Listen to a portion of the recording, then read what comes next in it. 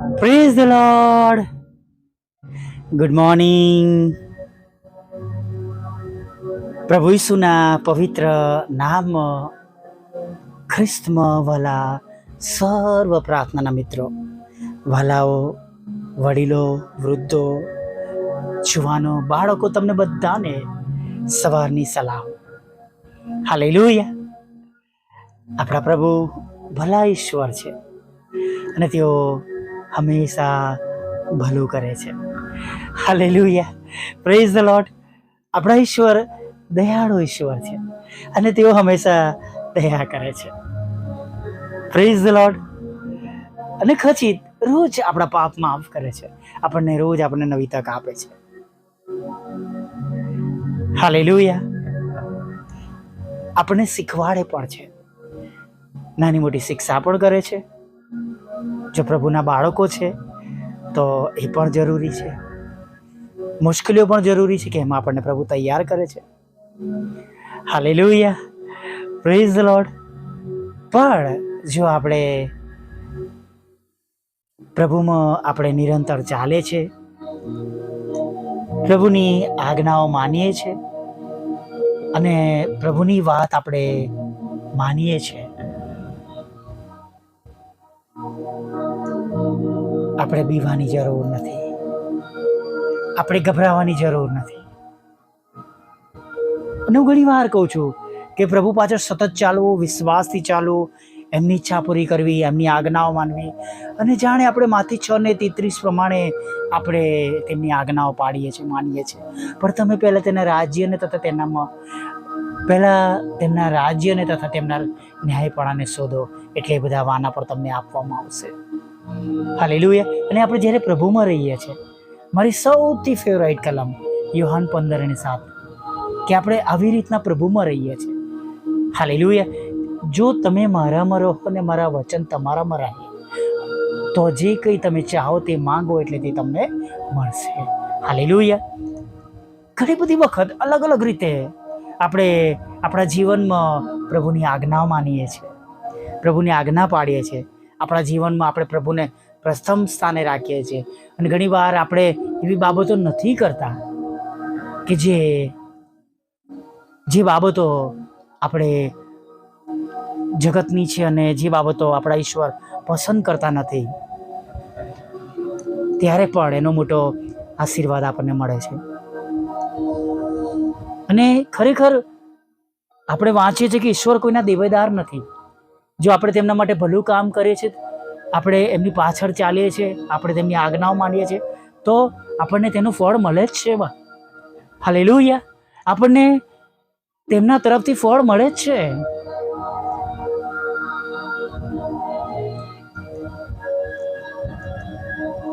Praise the lord. Hallelujah. આપણે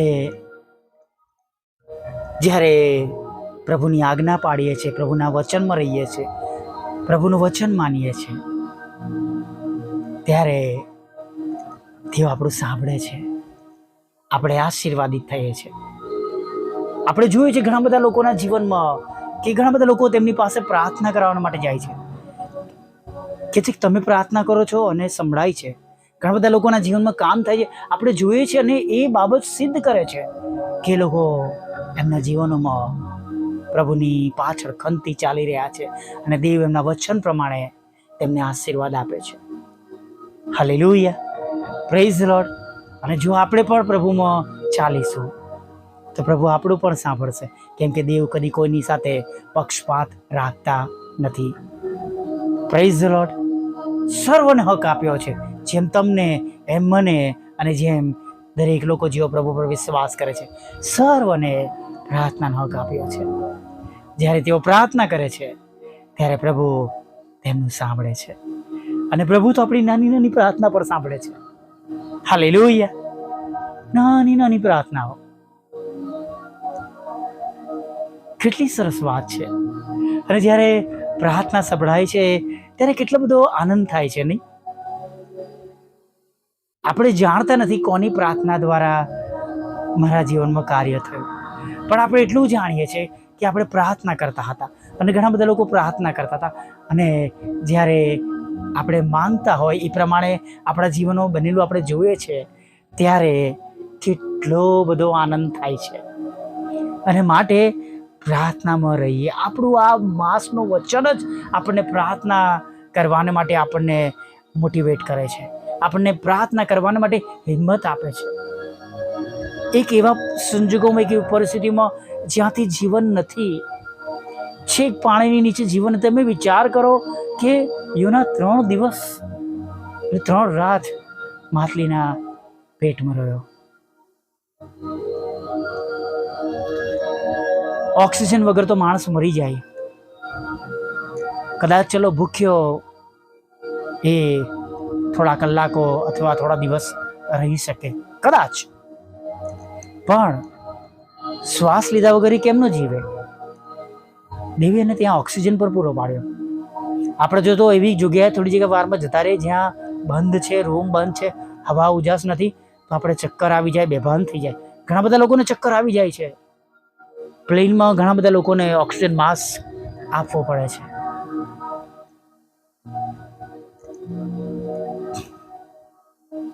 પણ હું જેમ કહું છું એમ તેમના આશીર્વાદોમાં કોઈ ખેદ મિશ્રિત નથી. Hallelujah, praise the lord. પગ આપ્યા છે તો ચાલે છે, એમનું કામ કરે છે. તકલીફ થાય છે, ફ્રેક્ચર થાય છે, દુખાવો થાય છે, વાગે છે, મટી પર જાય છે. Hallelujah, praise the lord. આપણા ઈશ્વર છે, આપણા પ્રભુ છે.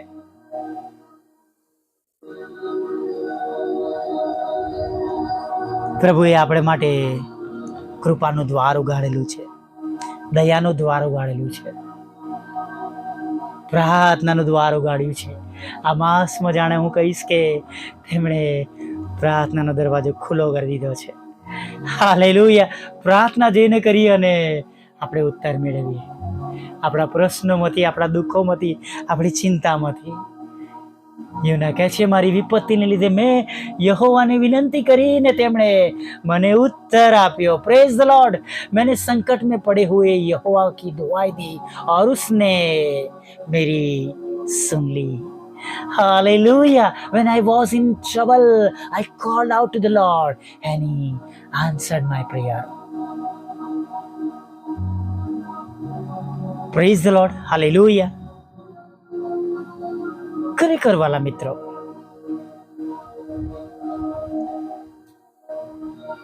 ઘણી બધી વખત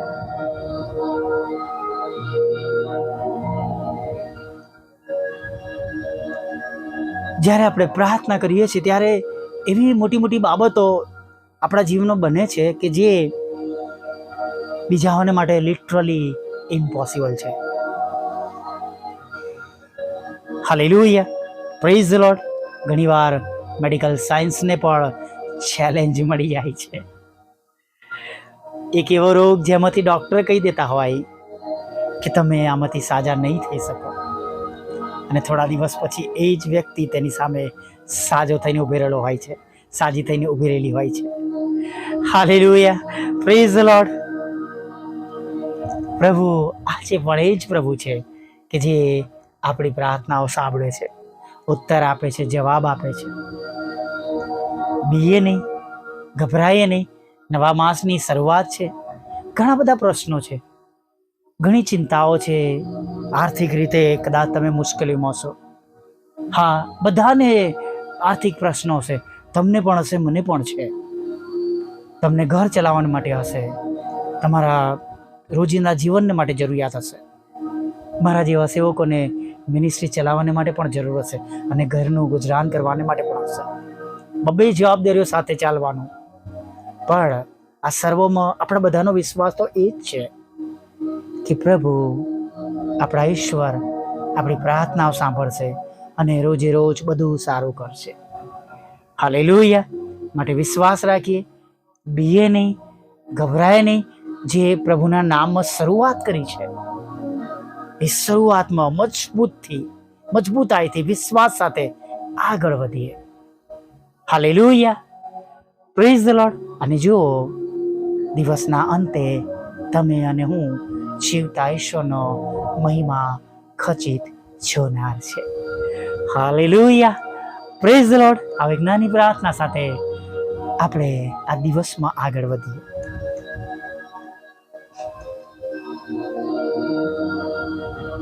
વલા પ્રભુ, અમે તમારી સ્તુતિ કરીએ છીએ અને તમારો પુષ્કળ આભાર માનીએ છીએ.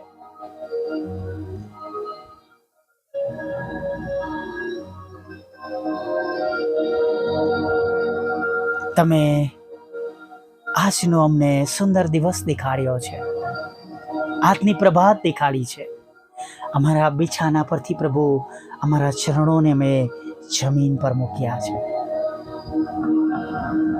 અમે પ્રવાહી પી શક્યા છે, ખોરાક ખાઈ શક્યા છે, આ સુંદર વાતાવરણને જોઈ શક્યા છે. અમે આનંદિત છે, અમે તમારી શાંતિનો અનુભવ કરી રહ્યા છે. અને પ્રભુ, આ સર્વને માટે પ્રભુ અમે તમારો જેટલો પણ આભાર માનીએ ને પ્રભુ, એટલો ઓછો છે.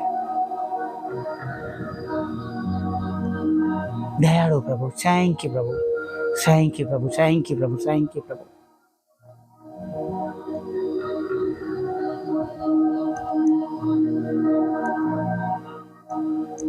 ખરેખર પ્રભુ, તમે છો એટલે અમે છે. તમે અમારા માટે ઉદ્ધારનો માર્ગ ખુલ્લો કર્યો છે. તેના માટે પ્રભુ અમે તમારી સ્તુતિ કરીએ છીએ. અને આજે પણ સવારમાં એ જ વિશ્વાસ રાખીએ છીએ પ્રભુ, તમે છો ને. અને તમે છો ને એ વિશ્વાસ સાથે અમારા જીવનમાં અમે આજની શરૂઆત કરીએ છીએ. અમારા બધાનું ભલું કરજો, અમારી સાથે રહેજો, અમારી સંભાળ લેજો, અમારી ચિંતાઓ દૂર કરજો, અમારી જરૂરિયાત પૂરી પાડજો. દરેકને ખોરાક, વસ્ત્ર, અન્ન, પાણી આપજો પ્રભુ. પ્રભુ, જે રૂપમાં તમારા બાળકોને તમારી સહાય અને મદદની જરૂર છે, તે રૂપમાં તમે તમારા બાળકોને સહાય કરજો, મદદ કરજો.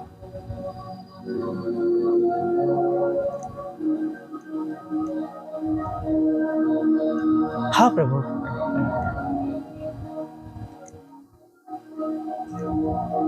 તમે સહાય કરજો, તમે મદદ કરજો.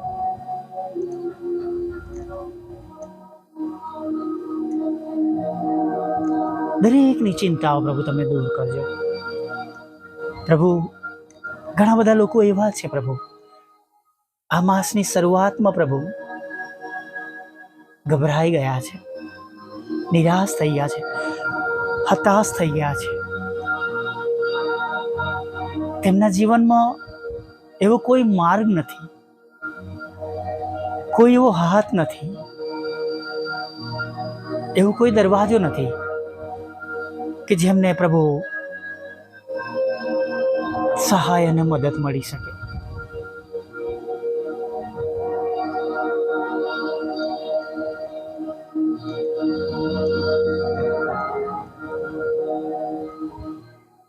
પ્રભુ, એ સર્વ નિરાધારના પ્રભુ તમે બેલી થજો પ્રભુ. તેમના મનમાં પ્રભુ ખરાબ વિચાર આવી રહ્યા છે, પડતું મૂકે, સુસાઇડ કરવાનો વિચાર આવે છે. દયા કરો પ્રભુ, દયા કરો પ્રભુ. તમે તેમના ઘરનો કંટ્રોલ લઈ લો, તમે તેમના ઘરના સભ્યોનો કંટ્રોલ લઈ લો. અને પ્રભુ, દરેકને માટે જે ભલાવ કરવાની જરૂરિયાત છે પ્રભુ, એ પ્રમાણે તમે દરેકનું ભલું કરજો.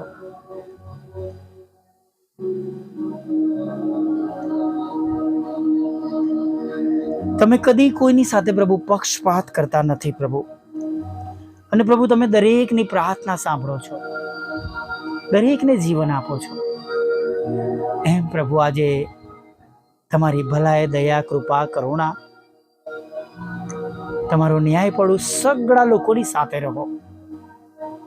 હા પ્રભુ, જેમની સાથે અન્યાય થઈ રહ્યો છે પ્રભુ, તમે તેમને ન્યાય અપાવજો. હેરાન કરવામાં આવે છે, છેતરવામાં આવ્યા છે પ્રભુ, તેમને ધોકો આપવામાં આવ્યો છે, દગો કરવામાં આવ્યો છે પ્રભુ. તેમના દુઃખી દિલને પ્રભુ તમે દિલાસો આપજો પ્રભુ.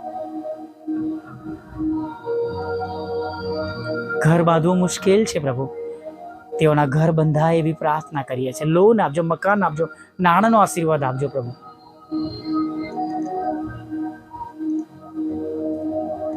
જુદી જુદી પરીક્ષામાં પાસ કરજો, આઈએલટીએસના બેન્ડ આપજો, વિદેશીઓના માર્ગોને પ્રભુ તમે ખુલ્લા કરજો, આશીર્વાદિત કરજો પ્રભુ. બાળક ધનનો આશીર્વાદ આપજો પ્રભુ પિતા, લગ્નનો આશીર્વાદ આપજો પ્રભુ પિતા. ડિવોર્સને ખાલી જ કરજો, વ્યસનોમાંથી, ખરાબ સોબતોમાંથી તમે તેમને નાશના માર્ગમાંથી બચાવી લેજો એવી પ્રાર્થના કરીએ છીએ પ્રભુ. આખો દિવસ અમારી સાથે રહેજો, તમારી પવિત્ર હાજરી અમારી સાથે રાખજો. અને પ્રભુ, જેમ અને જે રીતે અમને આગળના સમયમાં તમારી જરૂરિયાત પડે, જરૂરિયાતો ઉત્પન્ન થાય એ પ્રમાણે જરૂરિયાતો પૂરી પાડજો. અને પ્રભુ, જે કંઈ નાની મોટી ભૂલો આ પળ મિનિટ સુધીમાં થઈ હોય એને માફ કરજો.